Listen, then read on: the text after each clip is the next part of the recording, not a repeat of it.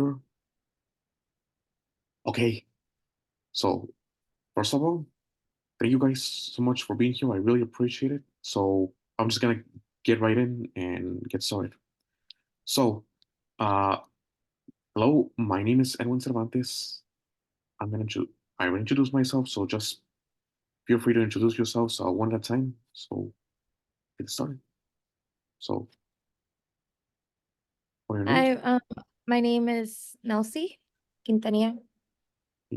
Lisa Cruz. My name is Sherry Smith. Okay.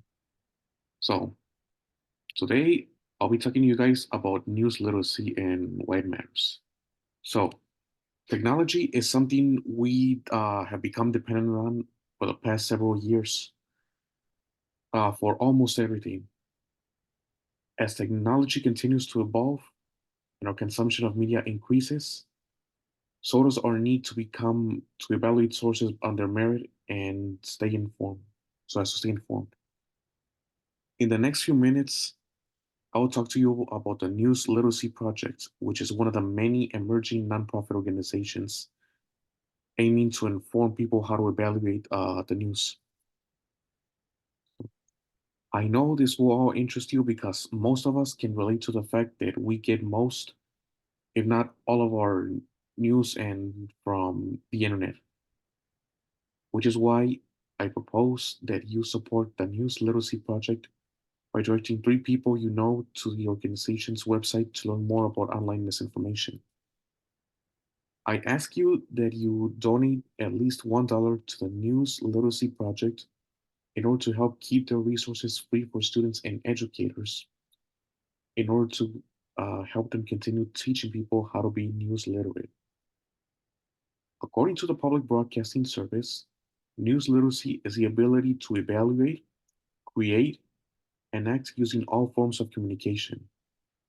We must support the News Literacy Project to help them meet their goals, one of which is to identify credible news. According to a 2022 New York article titled um, how social media makes it difficult to identify real news. Sorry, identifying putting labels on credible news, while it does not stop people from having inaccurate beliefs in inaccurate claims, what it's still useful in the fact that it allows it encourages people who consume low quality news to switch to more credible news sources. In addition to the NYU, according to a 2020 article, How Social Media Makes It Difficult to Identify Real News by Jeffrey Grammer, those who got their news from social media did not pay much attention to the news, to where their news comes from, as the news and entertainment were more intertwined on social media platforms.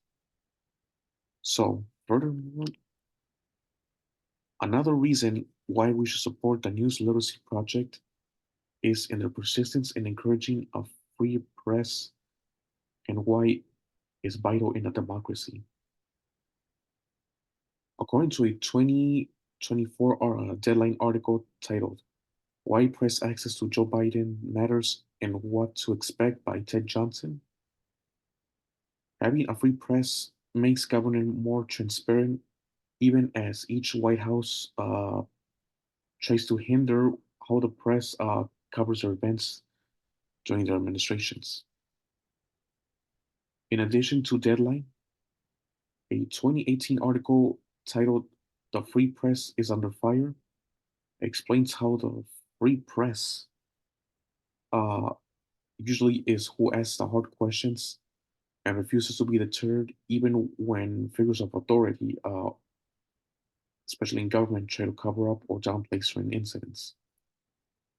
There are some who might argue that we shouldn't don't that we shouldn't support the News Literacy Project, most likely because they may not be someone who fact checks the fact checkers. Ironically, this is a good reason to support the News Literacy Project because they actually collaborate with multiple educators and journalists who ensure their work is credible, up to date, and ethical, and therefore it reduces the likelihood of false information.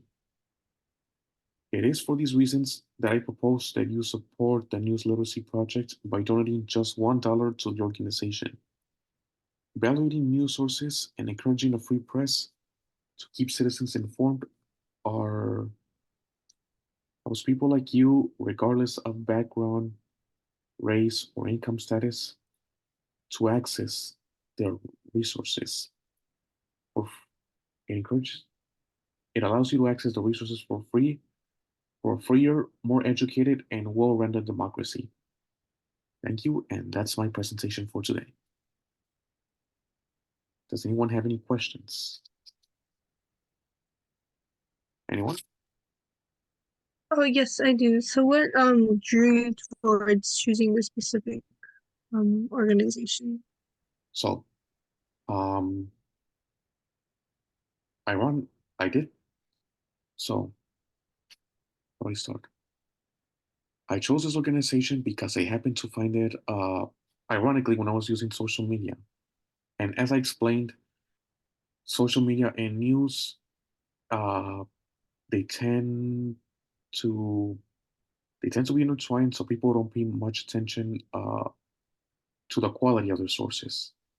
But in my case, I was interested enough to learn about this organization that I don't just see the word at face value, but I also look at their website. I look at the work they cite, the the other news that they cite to prove why they are able to debunk certain claims, especially with pictures and documents that you see on the internet so often. Pictures of migrant caravans, certain pictures of politicians saying or doing anything, and then not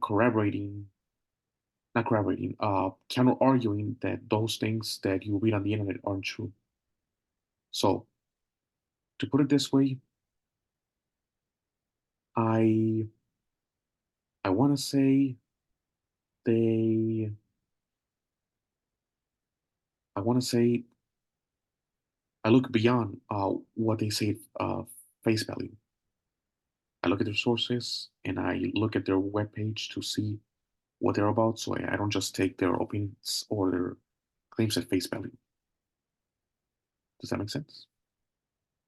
Okay. Does anyone else have any questions Not me. or thoughts? I have a thought. When it comes to these organizations that break the news down for us, I I think they're presenting us with a lot of information, right, on what the truth is, or as credible. They're trying to be as credible as possible, right, to show us what is true and what's not true. And then I guess the thing is, it's for us to decide what we think is the truth, right? Would you say it's more like that, that these organizations are helping us make that decision, whether they're showing us what they found that's not correct, and then giving us the actual facts, and then saying, now it's up to you to believe, you want to believe the lie, or do you want to believe what we factually just told you? The second part. It's a pretty good point because they're not preach about it. They just present what they know, Mm, and ultimately it's always up to the reader to decide whether they want to believe something or not. But they come with their facts. They say why X or Y isn't true, and ultimately it's up to the reader to decide. So they're not preachy about it. They get straight to the point and inform us to the best of their ability why something is factual or isn't factual. I think that's good.